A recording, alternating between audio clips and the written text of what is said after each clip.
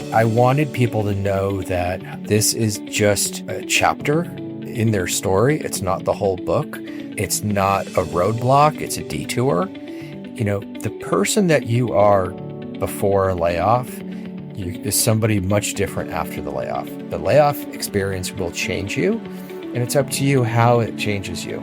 I think that it's an opportunity for a pause and a reset. It's an opportunity for a pivot. It's opportunity to do some self-examination. So there are some benefits that you can find. Hi, I'm Becky. Welcome to Short Story Long. In this podcast, we discuss ways you can integrate who you are into how you lead. Today's guest, Steve Jaffe, brings a fascinating mix of creativity, strategy, and heart. He began his writing journey at San Diego State University, where he earned his degree in journalism and communication. After more than 25 years in advertising and marketing, which included work on the iconic What Happens in Vegas Stays in Vegas campaign, Steve has returned to his first love, writing. His new book, The Layoff Journey, From Dismissal to Discovery, is a powerful reflection on navigating change with resilience and empathy. Steve's work is infused with authenticity and a deep understanding of human experiences, and I can't wait for you to hear his story. Hey, Steve, welcome to the podcast today. I'm excited to talk to you. Thank you. Thanks for having me. I appreciate it. Yeah, absolutely. I'm really excited to hear about your circumstance, what prompted you to write the book, and certainly in terms of this main feature of the inflection point of our discussion today. What can you tell me about that specific inflection point? And then we can kind of dig into the befores and afters. Okay. I have to do a little bit of the before to get you to the after. So let me just kind of wind the clock back. Spring of 2001, I'm living in San Francisco. I'm working at an ad agency on a great account. I had just gotten married. It was literally the springtime of my life, literally and figuratively. And I had experienced my first layoff, and it just threw me for a curve. I was not prepared for it. It took me a really long time to recover. Fast forward, it's summer of 2023. It's now my fourth layoff over my career, and I sail right through it. It's like water off a duck's back. And I look at that experience and I think to myself, gosh, what has changed here? And I start to understand that I've kind of become a bit of an expert in managing a layoff. I've earned my 10,000 hours, and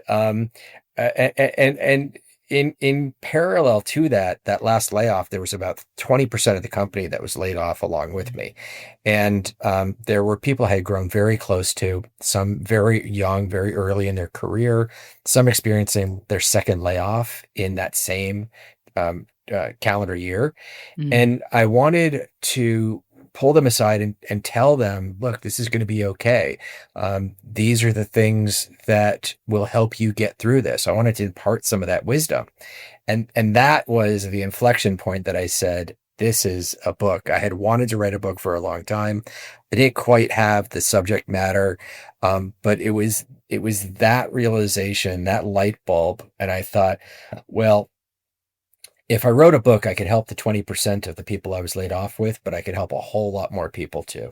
So that's what started me down this road. And that was about 2 years ago. Yeah. And the 2 years ago piece of it, as you said, is deeply informed by the 2001 experience of, oh my gosh, right? Like this is the first time this is happening to me and the world is ending as I know it, right? And so if you bring yourself back to who you were, what you were thinking, what you were feeling at that point in time, talk to me a little bit about how you experienced that layoff that time. Yeah. So, I had bought into this myth of meritocracy, where if you work hard enough and you're smart enough, you'll be rewarded with success. I certainly worked hard. I thought I was pretty smart, but I worked long hours. I did everything that you're supposed to do, and the client was happy, the agency was happy. We were met with success all over the place, and traditionally you would have thought, okay, well, maybe there was a raise, there was a promotion, some sort of, success metric. And instead, I was met with a layoff. Unfortunately, that client went through a bankruptcy. Their parent company was WorldCom. Not a lot of people remember WorldCom, but they were, along with Enron, one of the big accounting scandals in 2001.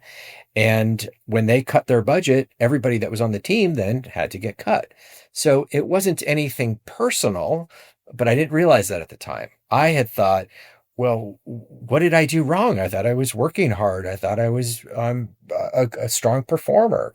And that idea of wrestling with how was I not met with success, instead I was met with dismissal, that really stung. That then, of course, became the 2001 dot-com bubble, which burst. Right. And I found myself on the job market with some pretty promising leads and some opportunities. And I thought I'd be back to work in relatively short order. And then September 11th happened and things went from bad to worse. The job market really shut down and I found myself out of work for about 18 months.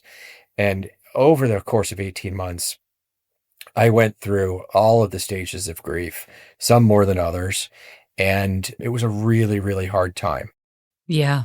I I'm kind of reacting to that 9/11 Mhm. piece of things, right? Where I actually just similarly but differently had relocated and had moved without a role.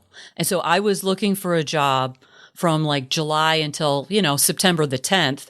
Yeah. And then all of a sudden, that shock. Okay. And there's a sense of belonging within a workplace that so often is missing when all of a sudden we are extracted or it takes less longer to find that next role than what we thought. And I'm curious for you, what were some of the things that you were doing to maybe help yourself in that sense of belonging, even Mhm. during that 18-month gap? Well, see, that's one of the things is at the time I was not very like well evolved in my self-care and like Oh, my mental and emotional and physical health. So it wasn't until later that I developed a really strong self-care practice. So I think one of the reasons why it was prolonged for 18 months is because I didn't really understand how you're supposed to take care of yourself in that situation, emotionally, physically, spiritually. I wasn't giving myself the tools I needed. And that included from a community standpoint. In retrospect, one of the things that I shouldn't have done, and I'd be interested to hear your point of view on this too, is so I was living in San Francisco and that technology.com bubble burst. hmm. All of the jobs in San Francisco evaporated. And I thought, well, there were jobs in LA. LA wasn't consumed with technology. It was more like entertainment and media. So I thought I'll go to LA and I'll get a job and it'll be great. And what I didn't realize was by leaving cities, I left my network behind. I left all of those people that I knew, all of those people that would then help comfort you after your job loss and help encourage you, but then also help you find your next job. So I lost that whole network. And when I moved to LA, I didn't know anybody and I didn't have Mm. any of those connections. So it was an uphill battle that 9/11 made even worse, but I didn't do myself any favors in terms of like community and networking.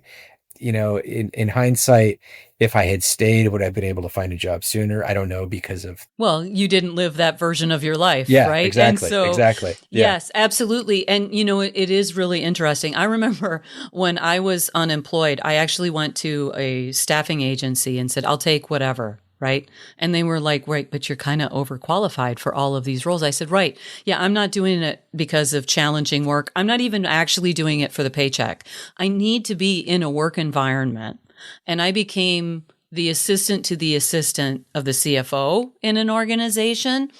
And the task that they asked me to do that I said, I'm just not qualified was, can you do the bulletin boards? And I was like, no, but if you have me do debits and credits, that I can do. And so it was interesting because that pull into, I don't care what work you give me. Mhm. It just doesn't, well, except for obviously the bulletin boards.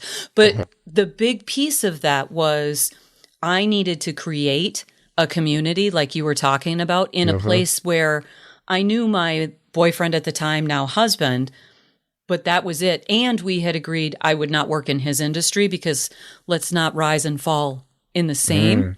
And so we Yeah. made that conscious choice. Mm. And so when you talk about moving from San Francisco to LA, it becomes this whole experience of, yeah, you're leaving that network. And now, right, we're looking at this. Look, the technology back in 2001 wasn't where it is today, where it's like, oh, I can still get my comfort. I can still get my care from these Uh-huh. people. Uh-huh. No, I can't even remember where some of the things that I take for granted actually came into our hands, but I do know it was after 2001. Yeah, absolutely. Yeah. Yeah. It was very much like the dark ages in 2001. I think it was like still printing resumes and maybe mailing them or hand delivering them to an office somewhere. Yeah. Yeah, See nothing was also like this. .com bust, right? Was because they were still in the infancy of really making that readily available Yeah. into the world at large, right? Yeah. And so it was a certain character of person who really loved that kind of stuff that learned it, and certainly none of the social kinds of No. things that we use now. And so when you think back, I mean, how reasonable was it that at that age, that stage of life, that stage of technology, that some of those tools weren't as accessible to you after that relocation? Yeah, I mean, there was nothing. I had to build a network from scratch. Yeah. I had to go out and talk to as many people as I could and try and get references and referrals. And it was an uphill battle. It was really hard. Not to mention, there was a bit of like a culture shift from San Francisco to LA Hmm. that I didn't quite understand. So it was difficult. It was really difficult. Yeah. And you talked a little bit too about not having a self-care practice in terms of sort of the physical, the mental, the emotional, all in the spiritual side of things. What are some of the skills that you have learned since that time that you think are really relevant for people going through this right now? Yeah, absolutely. So, the premise of what I write about is the stages of grief, and having this baseline will help you not only navigate the stages of grief after job loss, but after any sort of traumatic life event. I consider them sort of my like daily non-negotiables. And they may sound simple, but when you ladder them up, it gives you like strength and I think you mentioned resilience in the beginning. It gives you some resilience, and the inner capacity to manage what life throws at you and for you to, kind of deal with life on life's terms. So, these are like, eat a really good, healthy, nutritious diet. Get exercise, get out, get some fresh air every day, get plenty of rest. Sleep is really, really important. Limit any kind of alcohol intake. I think one of the things that's really important is some sort of a gratitude practice. In this period where you're dealing with loss, by focusing on what you've gained or what's going well, what's a positive in your life through some gratitude is really, really important to kind of get your mind thinking in a positive loop rather than a negative loop. So those are a few simple things. If you can do some simple meditation, simple breathing practice, all of those things combined will give you a great baseline, of which none. I didn't have any of those on my first layoff. And what I realized was by the time I had my fourth layoff, I had already established all of those routines. So I was already like ahead of the game. Mm-hmm. But those are very foundational. There's a lot more that I talk about in the book, but those are simple things that anybody can do to set yourself up for success. Yes. And really, what I'm hearing there is feed your body, move your body, rest your body. And then also this idea of centering and really being in touch with this is where I am right now. And, the phrase that comes to my mind in a way is this too shall pass, in a Mhm. sense of Mhm. just this is where I am. I'm choosing not to stay here, which means that I'm taking affirmative steps in a direction toward what I want. And there's a way to define small victories in Yeah. that, is what I'm hearing you say. Yeah. Because in the work that I do, one of the things that I talk to people about a lot is whatever you're looking for, you're likely to find. Mhm. So if you're looking for something wrong with a person or a situation or a circumstance, yeah, you'll find it. True. And if you're looking for a silver lining to an even ugly, ugly kind of thing, as a former HR person, I can say that there were many times in my career that I was in a place where I was thinking, okay, so it feels like dark humor, but this is kind of where I can extract something that's a little bit of a positive. And it's not Pollyanna and it's not toxic positivity. This is the tiny thread that I get to hold on to that makes me feel good about today. And sometimes that's what gets you to tomorrow, right? That's sort of what I'm hearing. 100%. 100%. I'm a big believer in, the one that you feed is the one that grows. And Yes. if you feed positivity, positivity is going to grow. There's a great saying someone I worked with gave me that I still hold on to. And it's, we bring about what we think about. And Mm-hmm. it's very true. You can manifest a lot of things just by thinking about them. Mm-hmm. And sort of the thought that comes to me as you describe that is because you're thinking about that, you start to see in your space things that fit into that. Uh-huh. Right. And when you lock in on all of the negative bits, Uh-huh.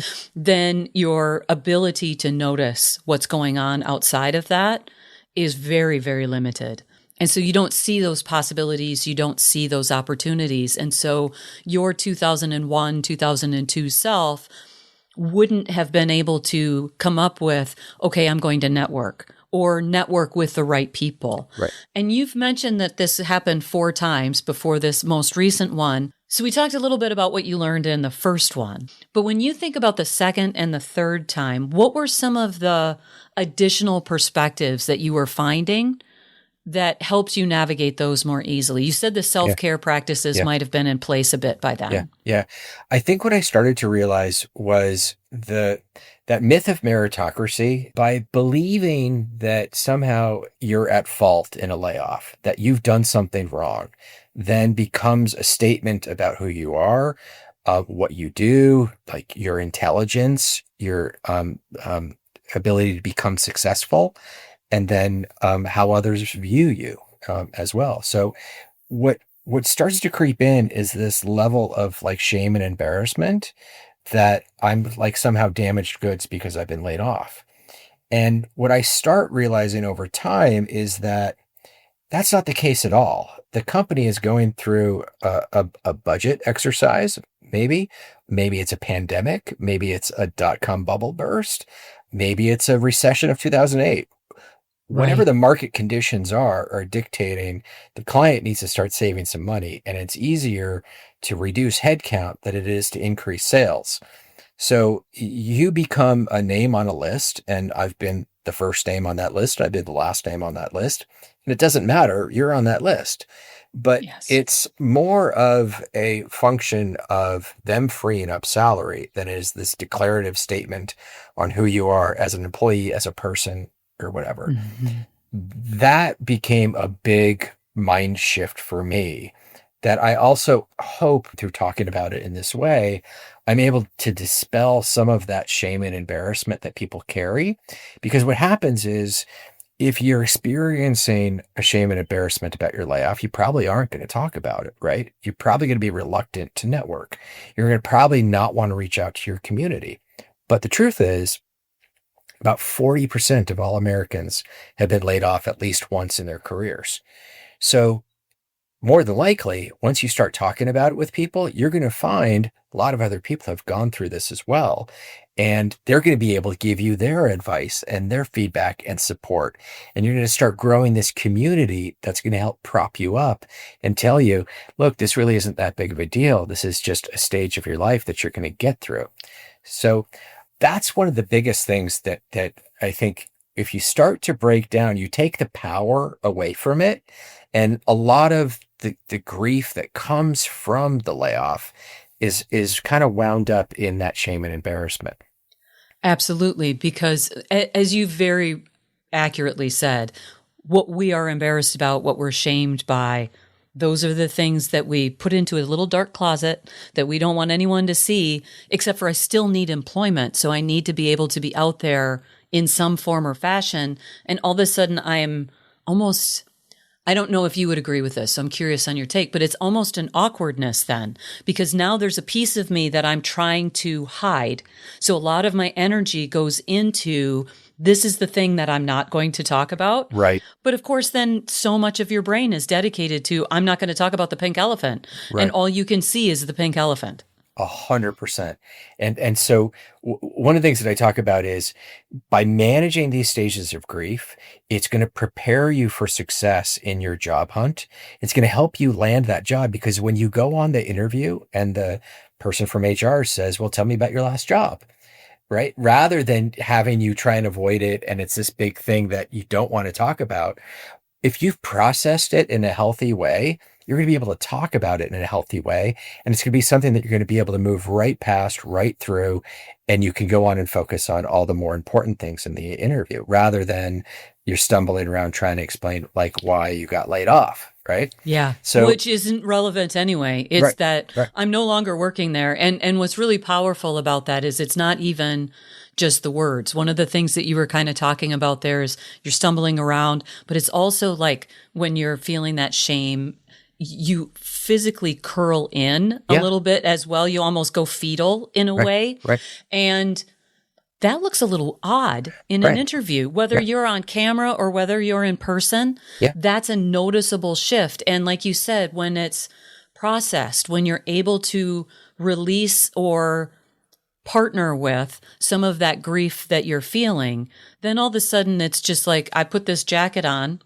and it's part of what goes with me into this interview instead. And, Right. and I think that that's really a powerful thing. Yeah. The other thing that I would really just applaud is this idea of it's not shameful, because really it's so hard to hear, but it's true that it's not about the individual. You know, I've talked on the podcast before that one of the things that actually caused me to leave HR was I kept on having to be part of the architecture, the communication, all of that around these layoffs. And at least once a year for probably 5 or more years, and often multiple times within a year. I worked for a company with mergers, acquisitions, and so there's a lot of redundancies, a lot of restructurings. And when you create those lists, it's what are the functions that you don't need, and what is the and it's not necessarily the whole function, but it is, we need to reduce by this number. And there's all sorts of ways that you can architect that list. And very little has to do with, gosh, I really don't like Becky. We should get rid of her, right? Mm-hmm. Or Right. Becky's not a good employee. That can be factored in. But for the most part, like you said, it really comes down to a business decision that is made. And the other thing too is that so many people, in my experience, they saw it coming and they were like, I'm out. Yeah. Right? Like I see this rock rolling downhill and I don't choose to be in the way. Yeah. And in some respects, they might save a couple of people by doing that, by exiting that way. And at the same time, they might have dodged what was never coming for them in the first place, right? And so there's just such a mix of that. When you bring in this idea of grieving, right? And grieving that process, or grieving that loss is what I meant to say. I guess the question that comes to my mind is, if there was an object that they were specifically grieving, what would you say that object is? I think in this case, it would be the job, right? Okay. I think that would be the job that you've lost. And I think with a lot of things, when you lose something, you need to say goodbye, right? And I think that's one of the hardest things about a layoff is oftentimes you're shown the door. You're told in a 5-minute meeting, thank you, today's your last day, clean out your desk, and you're out. Or now over Zoom, your computer could just shut off. Your key card cannot work. You may get an email, that may be the end of it. You don't get the opportunity for that closure. And all of those people that you worked with that were friends, the colleagues, the people you shared a foxhole with, You don't get to tell those people what they meant to you. You don't get a going away party. You don't get the opportunity for them to tell you, hey, thanks, your work here meant so much. We really appreciated all your hard work, right? Right. There's this profound sense of loss and a feeling of 5 minutes earlier, I was in the middle of planning whatever the item of business was going to be. I was writing an email. I was meeting with a vendor. I was on a phone call. I get called into the conference room, and now all of that work is gone. It's all been taken from me. My sense of pride, my accomplishment, of course, my paycheck, my health insurance, all Hmm. of that is gone in just the blink of an eye. And that is a really disorienting experience. Yes, absolutely. And, with that, what I hear you describing with that is, yes, it's the employment, it's the job, but it's all the tangibles and intangibles that surround that in terms of the people, the value of the work, the gravitas of being seen as a professional in that situation. And even if you didn't like the job, Mhm. it still wasn't your choice. You were not the one with agency in that moment. And that is a shocking circumstance because I remember an instance where I actually had to do a layoff conversation with a colleague of mine. It was known in advance, both parties, right? But that person had to be given a choice because there was another opportunity that they could elect to go into. I was told I needed to technically do the layoff conversation so Uh-huh. that that individual was legally in a place of choice. Yeah. So in a sense, that makes sense, Hmm. right? Hmm. Except for what a horrible conversation when you already know this isn't what I'm going to do. And yet I have to go through this theater of being told that my position has been eliminated. And it's just like, we had a hard time Yeah. after she came. Like, we had to kind of re-engage and figure out what this new relationship was going to be because we'd gone through this difficult time and arguably harder for her because she was going into this other role. But even in that circumstance, I'm still employed with the same organization, and yet grieving the loss of what was Hmm. that I didn't have a choice about whether or not I kept it or I gave it up. Hmm. Hmm. Yeah. Yep. Yep.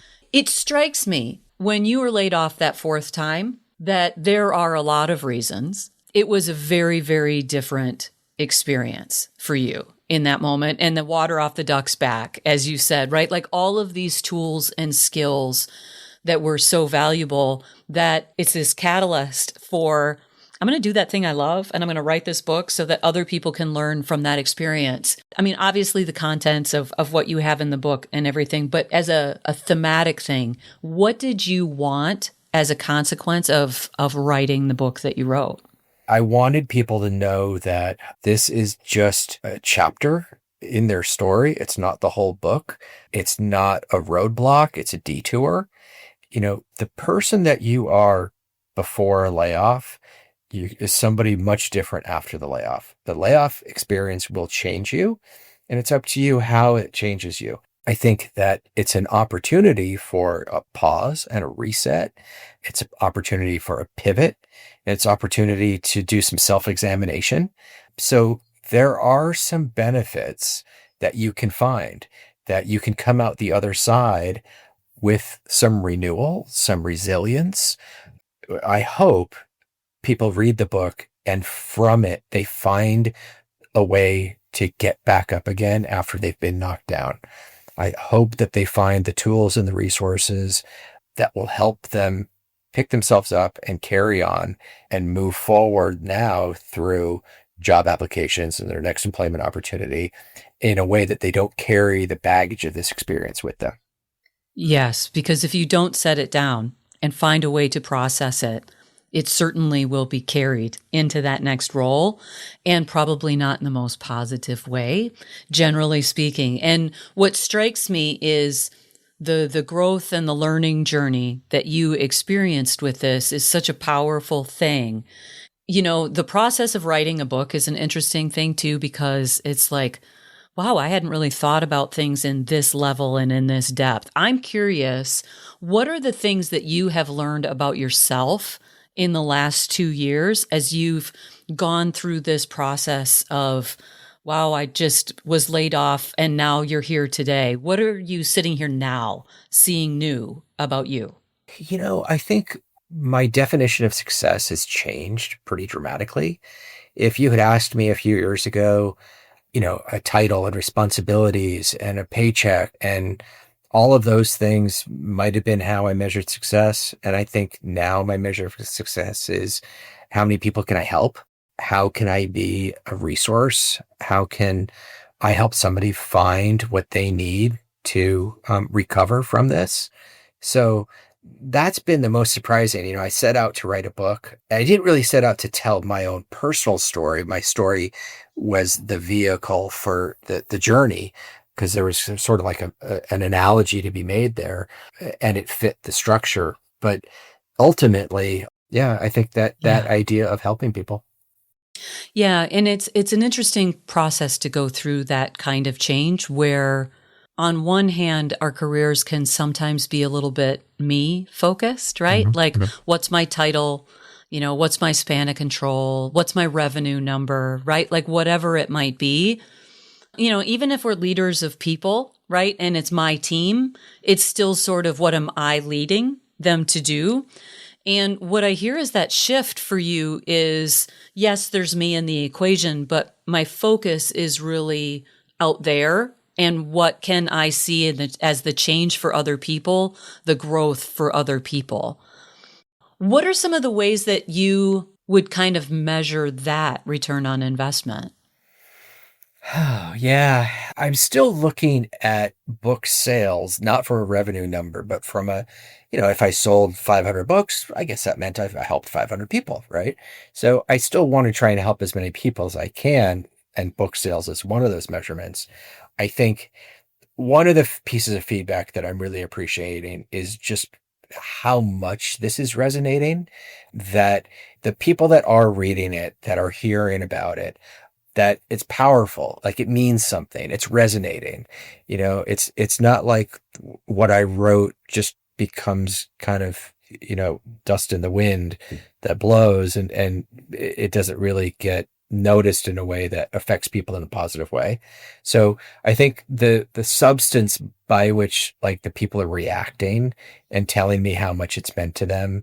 And I've had some people just go above and beyond in terms of their own kind of marketing of the book. And I've had some people do some amazing things, like on their own time and effort, and just because it meant so much to them that they wanted to try and help others as much as they felt the book helped them. And Yeah. I was really blown away by that. Yeah. Yeah. It's sort of that magnifying effect that we Mhm. sometimes want to have with that. So it's written, it's out there. Where are you now? What are the things that you're striving to do? Let's say aiming for 2026. What's your dream for 2026? Dream is to write another book, to sell it to a publisher, and to have some sort of follow up. I'm not sure what exactly, but I know that I want to stay on the writing path. So this book was published in February 2025, and I'm about 6 months away from that milestone. So I've got 6 months left of this runway. But 2026, I see kind of this book fading into the background and the next book, coming into the forefront. Yeah, so that goal really becomes authorship Mhm. and really kind of hitting the metric of where is it that I can have the most meaningful impact on my readers and what they might be able to grow and learn from. I guess I'm curious, as we've talked about some of these things, is there anything that you would want to talk about that we didn't discuss or any questions that you would want to explore? Yeah, I would love to know from your point of view as an HR professional, how you see the HR profession evolving from like when you were in it to today. And I think so much of HR now is being comprised of a reliance, and maybe a growing over reliance on AI to read resumes, to screen resumes, now to even Mhm. interview candidates. And it just seems like this has been said before, but the human aspect of human resources seems to be diminishing. So, what do you think the state of affairs is for human resources? And what do you see as the shining light in terms of if we had a silver lining or some level of positivity, like what's the silver lining in AI? Yeah. So I've been out of the game for about a decade at Hmm. this point in time. So I've probably forgotten as much as I knew back then, but I joke. It's not quite that much that I've forgotten. But, even in the time that I was in human resources, there were still a lot of technical tools that were being used. I would post positions, even that first position that I did get after I had moved here, I was doing a lot of recruiting, which I'm not well suited for. And you would have hundreds of people applying for a position. Like the human eye can't look through all of those in a timely enough way. So there were systems that were set up to filter and kind of score even back then. And now with AI, to be honest, I don't know the quality of that at this stage because I haven't had the experience of it. Where I do see the silver lining is really in that space of if you're going to use technology, AI being one of the tools, that kind of impacts some of the tactical, repeatable tasks within human resources as a function. And there are a lot of administrative things. I don't think AI is really worthy of deep trust in that regard because I don't think it's been developed to that level. But if you start to build tools and understand how technology can assist in minimizing some of the administrative thing, you still need a human eye to review it. But it also, my silver lining, my dream for my former HR colleagues is really this idea of maybe they get to do the human work at that stage and they get to do less of what most of my colleagues didn't enjoy. I'm nerd enough. I loved a good spreadsheet. I still do. But what they really wanted to do was like get into the talent development, get into the, how does HR show up? How does the allocation of people into different roles really work? Most of the people I worked with, that's what they got excited about, right? Like, how can we help people be their best at work? And what ended up happening is all of that administrative task would drag them down a lot. I don't know where that balance is these days. I get kind of hit and miss from people I know who are still in the profession, but I wouldn't presume to know the depth of that, though it gives me an idea that maybe I should be talking to somebody to maybe interview them and get them on the show to talk about it, right? Because that is an inflection point. You have all this technology coming in. So how has that changed your role? How has that started, the shift for you? So HR folks, contact me, right? But yeah, I think that there's a real opportunity. And I don't say that just for HR. I actually say that for all of these different roles. We can view this as the threat and the fear and the loss that we would be grieving in that moment. And like you said, and I love the imagery and all of the storytelling that comes with this, but the thing that you feed grows. So if you feed the fear of that technology, then it's going to continue to grow in some way, shape, or form. And now you're not familiar with it. And that puts you at a disadvantage where I'm not saying full on give it big hugs and hold on for a long time, but I am saying get familiar, understand what the landscape looks like and where it can be useful and how you can, as a human being, add value. And I think that's where people like to live anyway. Yeah. Yeah. Yeah. Yeah. I think that's well said. Yeah. I like the idea that it's doing some of the administrative work and that it's allowing the HR professional to focus on like employee development and the real meaningful, important work. And I think the idea that like 10 years ago, you were getting a couple hundred applications. Now some people are getting It's like thousands. 1,000, right? Yeah. So if you get 1,000 resumes, there's no way you can look through those. No. You've got to have a screening mechanism. I think the challenge is like, what's that right balance, Exactly. And I think I've seen ATS get it wrong more than it gets it right. And now there's even more tools coming in above and beyond ATS. So And now, like anybody who's interviewing, they've used AI to write the job. HR has used AI to write the job description. So now you have an AI written job description and an AI written resume. And what are they going to do? Of course, they're going to score each other 100 because, right, that's talking to himself. But I just was speaking to somebody yesterday, and he was telling me that people are interviewing with like an AI note taker, and it'll then give the answer to the question that they're being asked, and they're just reading the question. So it's become even harder to discern who really has qualifications and who doesn't.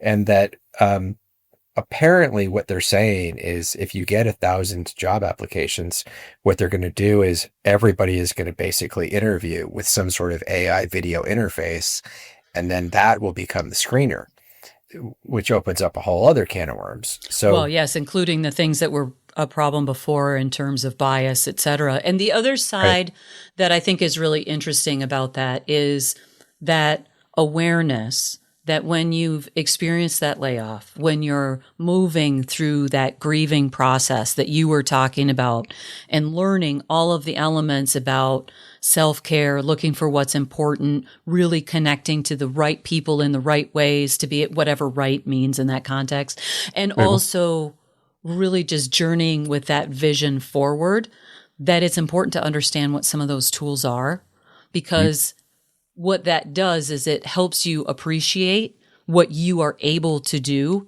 and maybe where you're not a great fit, because ultimately the person who's experienced that layoff and is going through that job search, there's financial pressure in a lot of those cases, and I would argue most of those cases. However, I think one of the key things is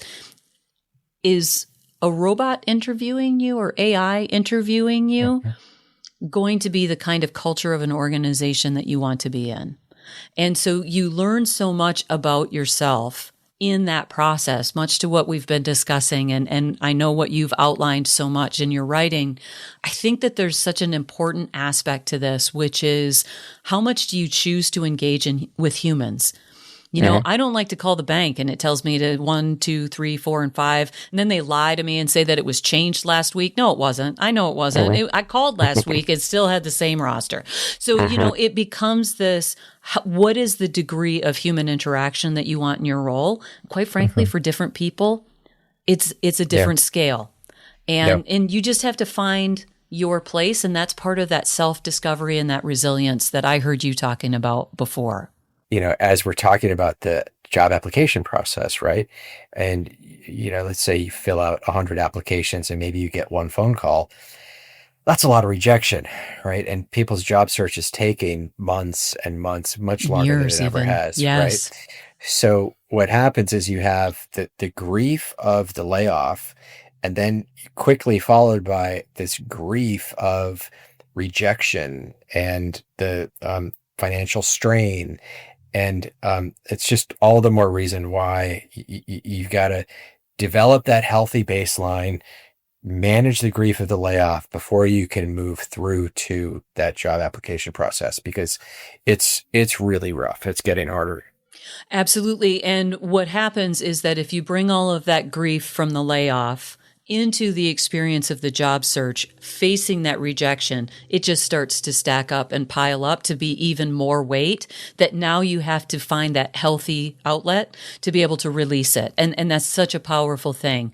Well, Steve, thank you so much for talking with me today. I've really enjoyed our conversation.